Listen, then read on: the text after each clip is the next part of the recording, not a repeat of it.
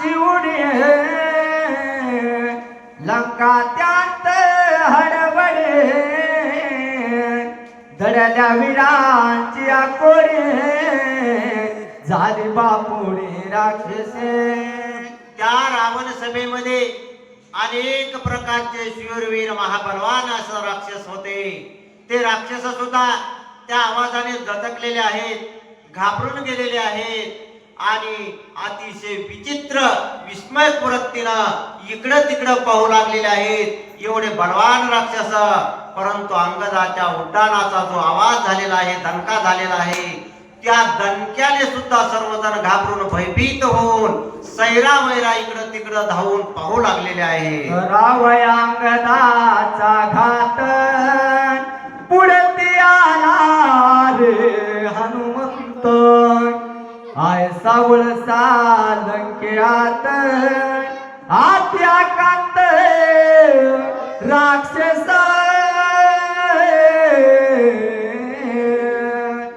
तो आवाज ऐकला, सर्व राक्षस इकडं तिकडं पाहू लागले. त्यावेळी त्यांना एक वानर आपल्या या दरबारामध्ये उतरलेला आहे असं दिसलं.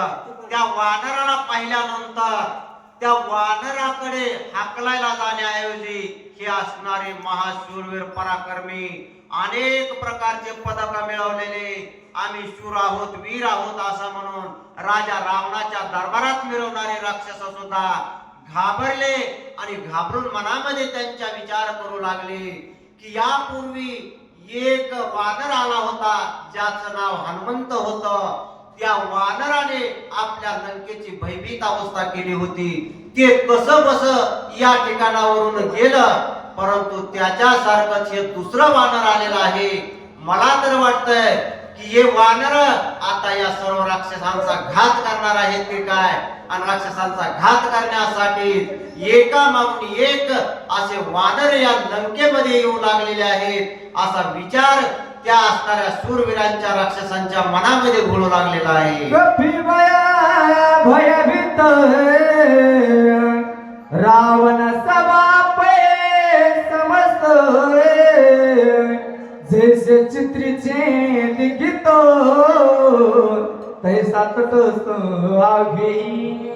सर्वजण आपल्या आपल्या नुसत्या मनामध्ये विचार करू लागलेले आहेत. विचित्र नजरेनं त्या वानराकडे पाहू लागलेले आहेत. नाथ महाराज म्हणतात त्या दरबारामधील अवस्था कशी आहे, तर जसं एखादं चित्र काढावं आणि त्या चित्रावरती राज दरबार भरलेला असावा आणि त्या राज दरबारावरती सिंहासनावरती राजा बसलेला आहे, त्याच्या बाजूने असलेले सरदार प्रधानमंत्री बसलेले आहेत आणि काही दरबारी लोक समोर बसलेले आहेत.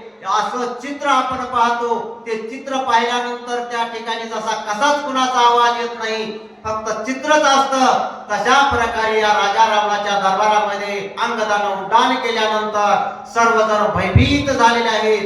कोणीही शब्दामधून भरस शब्द काढत नाही, कसल्याही प्रकारचा आवाज नाही.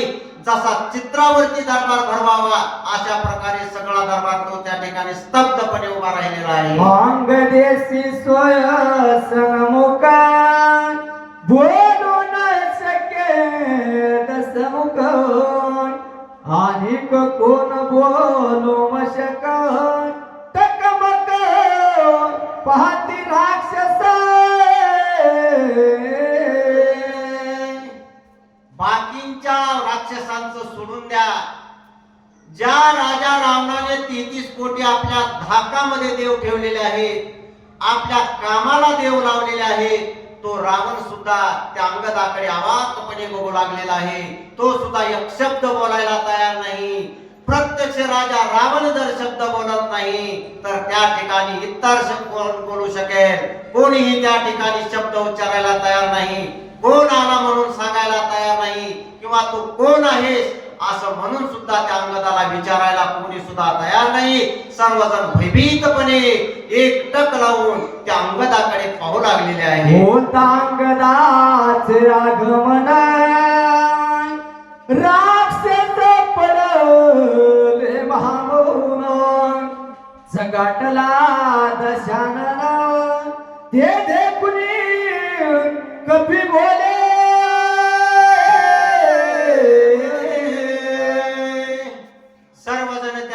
ठिकाणी भयभीत अवस्थेमध्ये असल्यामुळे कोणीही कोणाला बोलायला तयार नाही, कोणी कोणाला काही